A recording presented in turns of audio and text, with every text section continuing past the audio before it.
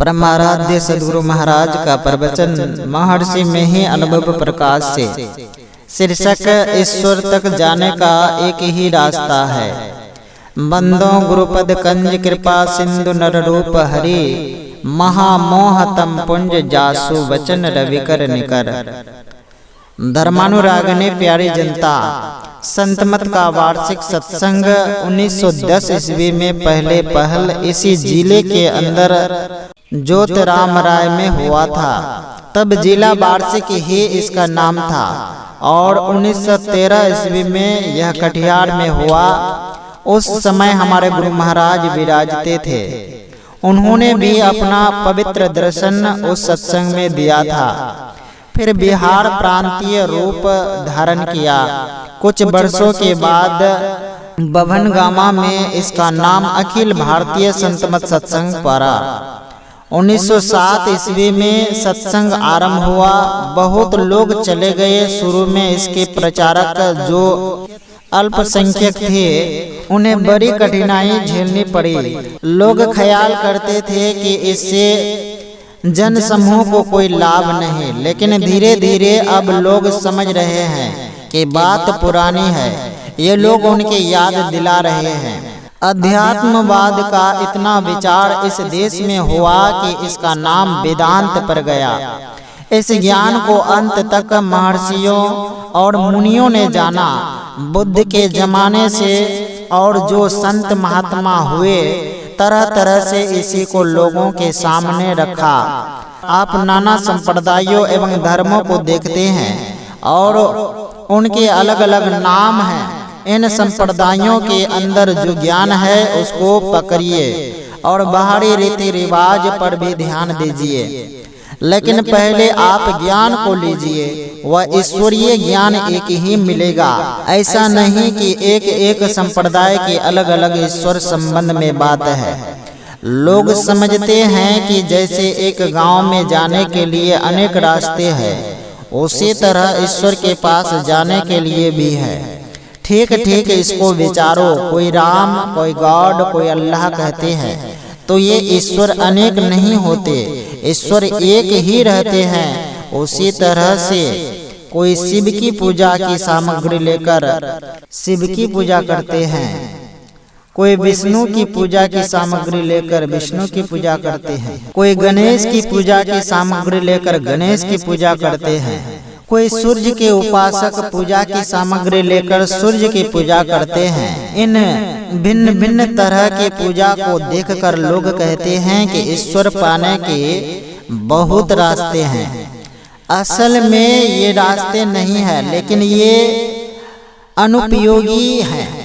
ऐसा मैं नहीं कहता, जिसको रास्ता कहते हैं। इसके द्वारा उस पर चलने के लिए सहायता मिलती है। रास्ता कहाँ तक है, कहाँ तक पहुँचता है, रास्ता पर चलने वाला कौन है, यह जानेंगे तो कहेंगे कि सबका एक ही रास्ता है। सभी आस्तिक कहते हैं कि एक ईश्वर तक जाना है, चाहे वह वैदिक धर्म तथा उसके अनेक संप्रदाय के कोई हो अथवा इस्लाम या ईसाई धर्म के हो। सभी धर्म वालों से आप पूछिए कि क्या ईश्वर आपके अंदर है। आप पूछिए कि ईश्वर सर्वव्यापक हैं। इसको मानते हैं। बहुत लोग नहीं जानते हैं और जानने वाले कम हैं। वे कहते हैं कि ईश्वर सबके अंदर है। दूसरी बात यह है कि अपने आप को समझो कि हो या नहीं। प्रत्येक के विचार में है कि मैं हूँ, लेकिन मैं कौन हूँ इसका निर्णय कम लोग जानते हैं। कुछ लोग अच्छे विद्वान हैं, साधु संत है, सत्संगी है, वे जानते हैं कि कोई बौद्धिक ज्ञान में मानते हैं और बहुत कम अनुभूति के रूप में जानते हैं। अपरोक्ष रूप में इसका ज्ञान हो कि मैं यही हूँ, जैसे अपने शरीर को देखता है, ऐसे बहुत कम लोग होते हैं। ये ही महात्मा होते हैं जो संत कहलाने वाले होते हैं। वैसे तो भेष में कुछ कह दीजिए, लेकिन यथार्थ में संत वे ही हैं जो ईश्वर को पहचानते हैं। अच्छे विद्वान और जो पढ़े नहीं हैं किंतु जिन्होंने सत्संग अधिक किए हैं, वे भी सत्संग के द्वारा बौद्धिक ज्ञान में जानते हैं। मैं अपने शरीर में हूँ और ईश्वर सर्वव्यापक रूप से सब शरीरों में है। जीवात्मा को चाहिए कि वह परमात्मा तक पहुँचे, ईश्वर दर्शन करे। यह इसलिए कि उस दर्शन से मनुष्य परम शांति को पाता है। बिना इस दर्शन के परम शांति नहीं मिलती। जो जानने वाला है वह जीवात्मा है और उसी को परमात्मा तक जाना है। दोनों इस शरीर में है, लेकिन कुछ कारणों से जीवात्मा को ईश्वर की प्रत्यक्षता नहीं होते। वे कारण ये है कि माया के स्थूल सूक्ष्म आदि भेदों से जीवात्मा के आवृत रहने में उसे केवल इंद्रिय ज्ञान में रहना पड़ता है। इसलिए उसको इस दशा में ईश्वर का प्रत्यक्ष ज्ञान नहीं होता। चाहिए कि यह जीव चेतन आत्मा अपने को इंद्रिय ज्ञान से बाहर कर निजी में हो जाए, तब ऐसा जहाँ पर हो सकेगा वहीं ईश्वर का दर्शन होगा। और ऐसा होने के वास्ते माया के सब आवरणों को पार करना उसके लिए जरूरी हो जाता है। एक ही घर में दो मित्र है, वह एक ही घर में प्रभु और दास है, तो मिलने के लिए घर ही घर चलना होगा। बाहर जाने की क्या जरूरत है। दिल दिल में खुदा है, ईश्वर सर्वव्यापक है।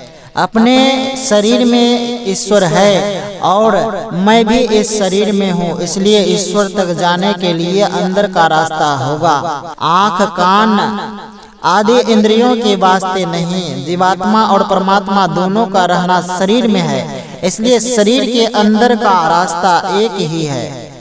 यह अंतर मार्ग का रास्ता तिरछी तिरछी नहीं है। बाहर में कोई चीज भोजन के लिए होते हैं तो मुंह में देते हैं, वह पेट तक जाता है। क्या किसी दूसरे संप्रदाय के लोगों को भोजन करने का दूसरा रास्ता है? और शैव गणपत्य इस्लाम ईसाई कोई भी धर्म के आप क्यों न हो, सबके खाने के लिए अर्थात पेट भरने के लिए एक ही रास्ता है। मुंह डॉक्टर लोग जानते हैं। और शैव गणपत्य इस्लाम ईसाई कोई भी हो, धर्म के आप क्यों न हो, सबके खाने के लिए अर्थात पेट भरने के लिए एक ही रास्ता है, वह है मुंह। डॉक्टर लोग जानते हैं कि सबके अंदर की बनावट एक है। इसी तरह ईश्वर के पास जाने का रास्ता एक ही है।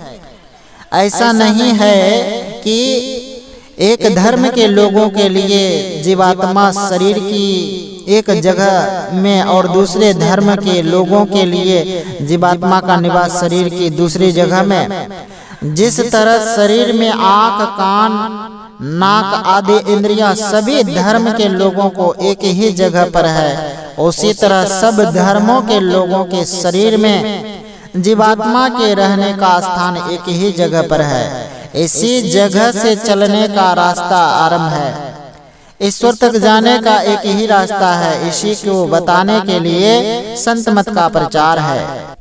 इस संसार में सब में एक मेल हो, इसलिए धर्म बना है।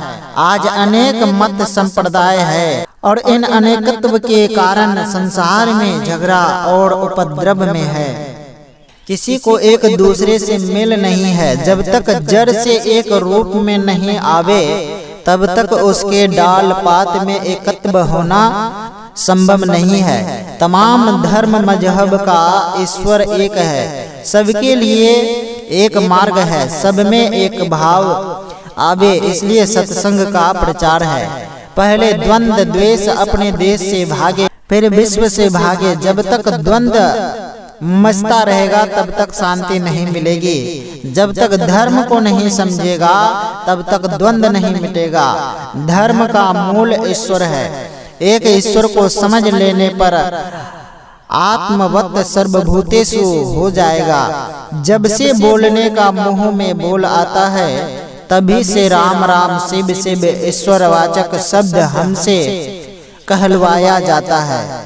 यह भाव हमको आस्तिक भाव में प्रतिष्ठित कराता है। राम क्या है? बुरे से पूछने पर वे जो जानते हैं समझाते हैं ईश्वर कोई है, उसी को हम राम शिव कहते हैं।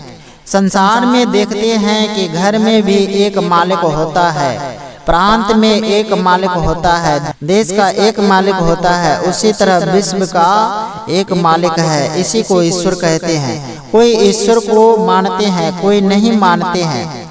नहीं मानने वाला काफिर व नास्तिक कहलाते हैं। हम लोग ईश्वर को मानते हैं। पहले सोचो कि सबसे पहले का कुछ है व नहीं।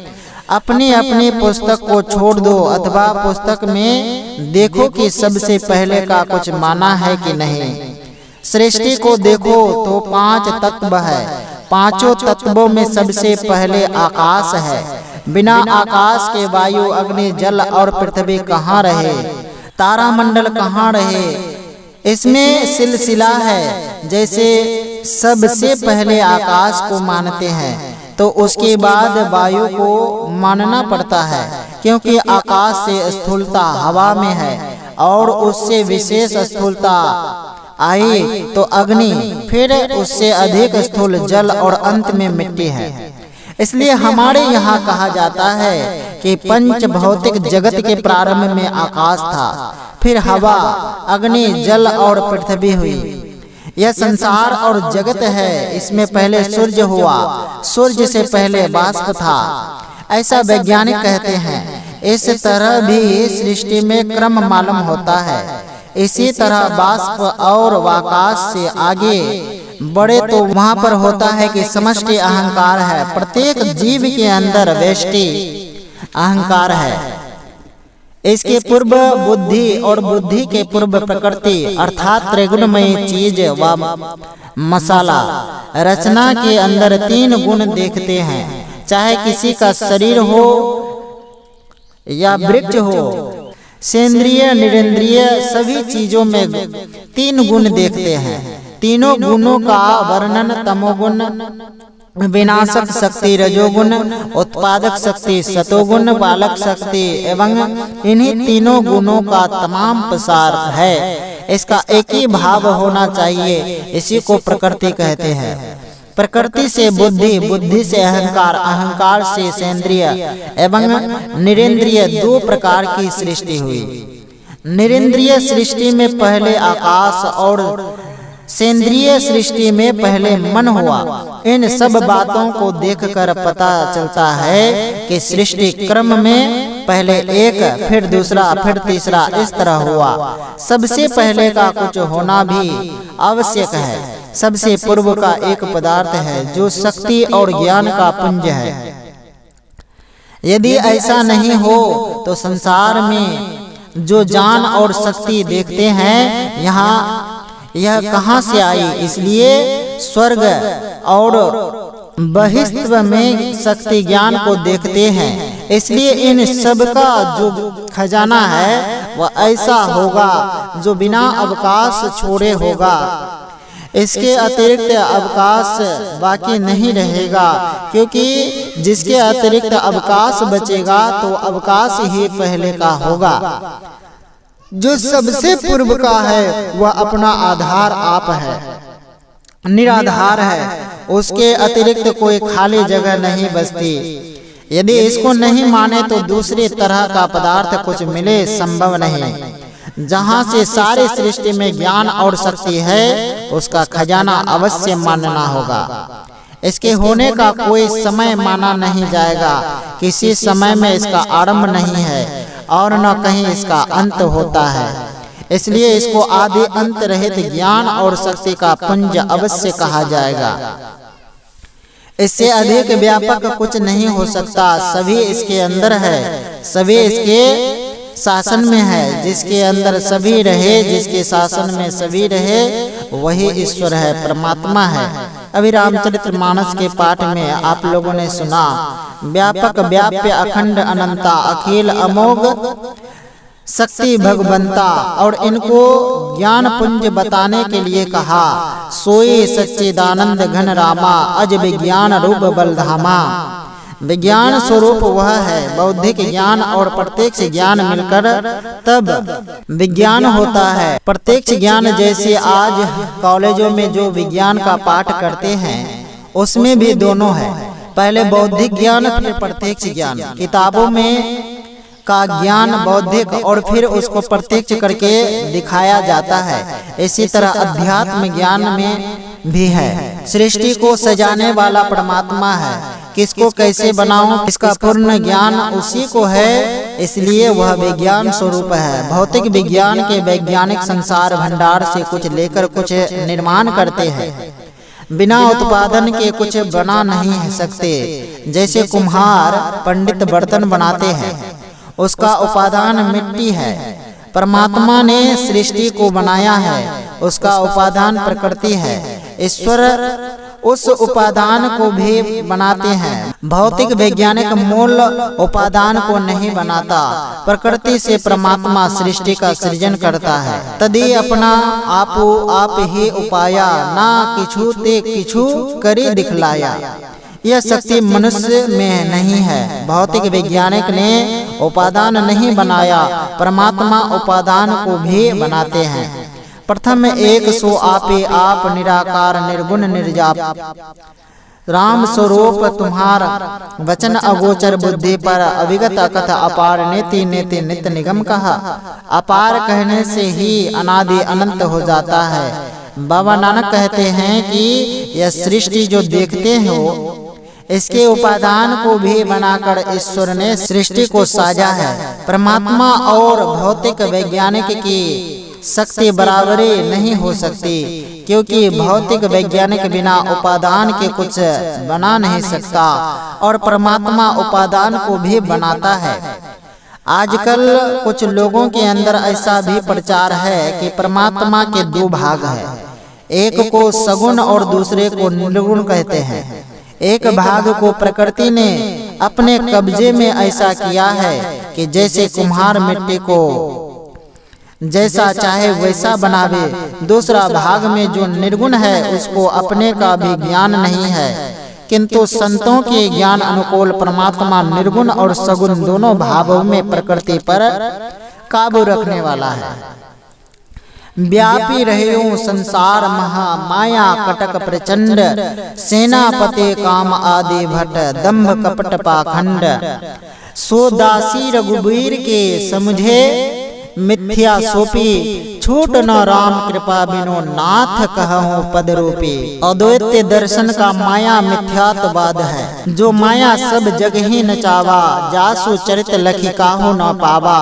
सो प्रभु भ्रो विलास खगराजा, नाच नटी इब सहित समाजा। हम लोग ऐसा नहीं मानते कि ईश्वर मायाधीन है। कोई तो कहते हैं कि सगुण ब्रह्म तो पूरा काबू माया का है और निर्गुण ब्रह्म में अपने को भी जानने की शक्ति नहीं है। सोई सच्चिदानंद घन रामा, अज विज्ञान रूप बलधामा। व्यापक व्याप्य अखंड अनंता, अखिल अमोघ शक्ति भगवंता। फारसी के जानने वाले कहते हैं खुदा का दीरे मूल तक है, अर्थात सर्वशक्तिमान है और ऑलमाइटी अंग्रेजों में कहते हैं। आप सोचकर देखिए कि जो अत्यंत व्यापक है, उस समस्त का एक दृश्यमान पिंड हो सकता है। आप बहुत घरों को, बड़े घरों को बनाए हैं, लेकिन ऐसा कभी हो सकता है कि समस्त आकाश का कोई एक घर बना ले? हमारे यहाँ ईश्वर के सगुण रूप का बहुत दर्शन है। उसमें विराट रूप की बड़ी विशेषता है। राजा बलि से राज्य लेकर इंद्र को देने के लिए जब विष्णु भगवान ने विराट रूप धारण किया था, उस समय उनका स्वरूप था पद पताल शीश अज धामा। यहाँ भी आदि अंत कर ही दिया, क्योंकि ब्रह्मा के धाम से भी और ऊपर धाम है। जामवंत जवान थे, उन्होंने देवघरी में उन विराट रूप की 7 बार प्रदक्षिणा की थी। श्री कृष्ण के समय में भी जामवंत थे, उनकी पुत्री जामवती थी। सारी वानरी सेना समुद्र के किनारे थी। लंका जाकर सीता जी की खोज करने के लिए तब कहा था। उभय घरी महादीन ने 7 प्रदक्षिण धाई। मेरा कहने का मतलब है कि यह विराट रूप भी आदि अंत रहित नहीं हुआ। अर्जुन को विराट रूप दिखाने के लिए श्री कृष्ण ने विराट रूप धारण किया था। उस विराट रूप में कितने मुंह थे इसका ठिकाना नहीं। असंख्य हाथ, असंख्य पैर, असंख्य मुख, असंख्य आँख आदि सभी अवयव असंख्य थे। भयंकर और सुंदर दोनों भांति के रूप उस विराट रूप में थे। कौरव पांडव दोनों दलों के रथे महारथे उस विराट रूप के मुंह में प्रवेश कर रहे थे।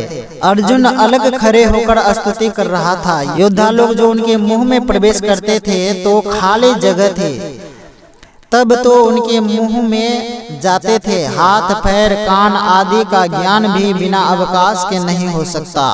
सब ओर से योद्धा लोग आते थे तो वह सब ओर भी खाली थे। इस तरह वह विराट रूप अनंत नहीं हो सकता। जिससे बचा हुआ अवकाश नहीं रहे वह अनंत होगा। बड़ा से बड़ा घर बना लीजिए, लेकिन संपूर्ण आकाश को किसी एक घर में अटा नहीं सकते। विराट रूप व्यक्त है, इंद्रिय गम्य है, लेकिन अनंत रूप अव्यक्त और इंद्रिय गम्य रहित है। इसलिए जो जितना अधिक व्यापक होता है वह उतना ही सूक्ष्म होता है। आकाश, हवा, अग्नि, जल और पृथ्वी सब में व्यापक है, क्योंकि इनमें वह सूक्ष्म है। एक शेर बर्फ को पानी बना लीजिए तो बर्फ से जल की व्यापकता अधिक हो जाएगी, और जल को बाष्प बना लेने से उसकी व्यापकता उससे भी अधिक हो जाएगी। इस न्याय से जो सबसे विशेष व्यापक है वह सबसे विशेष सूक्ष्म भी है। जब यह बात दृढ़ हो गई तो जानना चाहिए कि सूक्ष्म तत्व को स्थूल यंत्र से ग्रहण नहीं कर सकते। इन इंद्रियों के द्वारा 5 पदार्थों को ही जानते हैं। आँखों से जो ग्रहण करते हैं उसको रूप कहते हैं, कानों से जो सुनते हैं उसको शब्द कहते हैं, त्वचा से जो ग्रहण करते हैं उसको स्पर्श कहते हैं, जिह्वा से जो ग्रहण करते हैं उसको रस कहते हैं, नाक से जो ग्रहण करते हैं उसको गंध कहते हैं। इन 5 से अधिक और कुछ आप पाते हैं? हरगिज नहीं। आपको ग्रहण करने के लिए 5 ज्ञानेंद्रियां ही यंत्र है। इन इंद्रियों में एक एक विषय को ही ग्रहण करने की शक्ति है। आँखों को अख्तियार नहीं कि वह शब्द सुने। इसी भांति शेष चारों इंद्रियों की हालत है। ये सब जितने आप जानते हैं सभी स्थूल है। जो परमात्मा इतना सूक्ष्म है कि उससे अधिक सूक्ष्म और कुछ नहीं हो सकता। उनको इन इंद्रियों से कैसे ग्रहण कर सकेंगे? अभी एक सोरठा कहा था, राम स्वरूप तुम्हारा वचन अगोचर बुद्धि पर, अविगत अकथ अपार नीति नीति नित निगम कहा।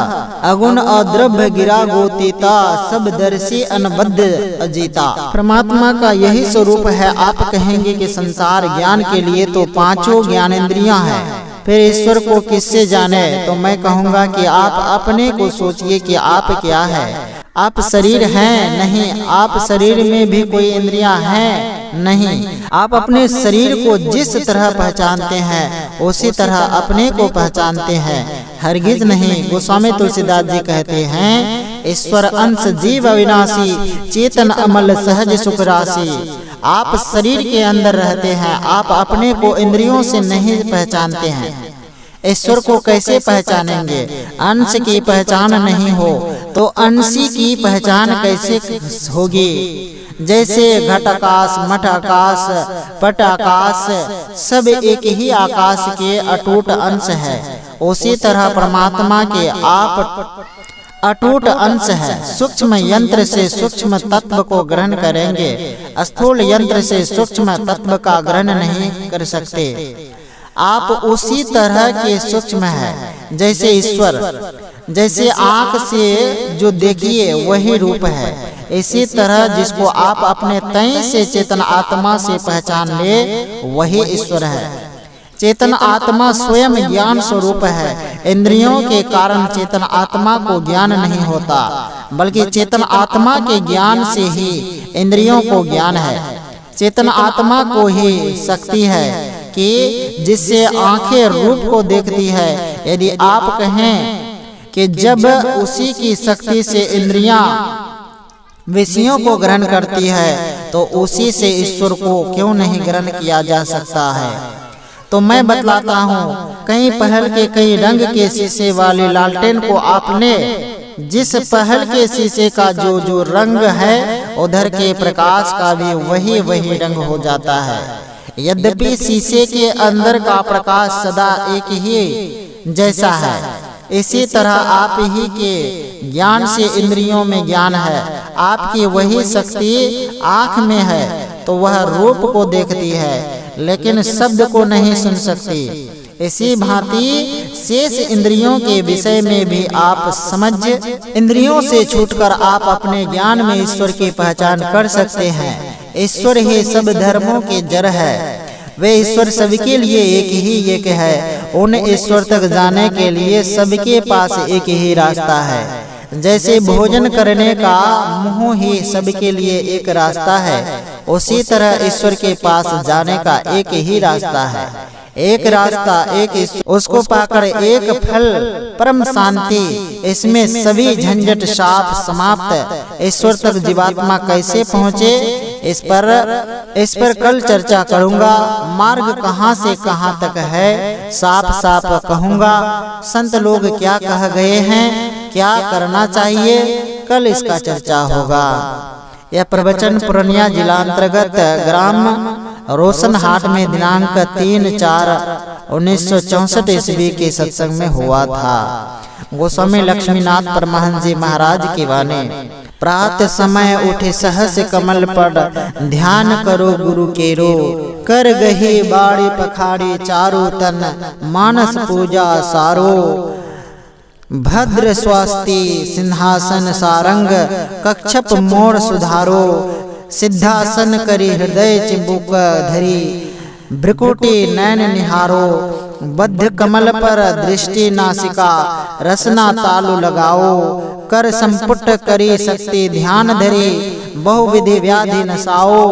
प्राणायाम विधान करो कछो, चंद्र सूर्य हित लाओ। नारी शोधे त्रिकोण यंत्र पर, शंकर शेष नवाओ। द्वादश पूरक षोडश कुंभक, 10 रेचक मन लाओ। ब्रह्म बीज लय भूते शुद्ध करी, पातक मूल नसाओ। एक श्वास गही तार शब्द करे, गगन ही पवन चराओ। लक्ष्मीनाथ निहारी परम पद, जीव मुक्त हो जाओ। श्री सद्गुरु महाराज की जय।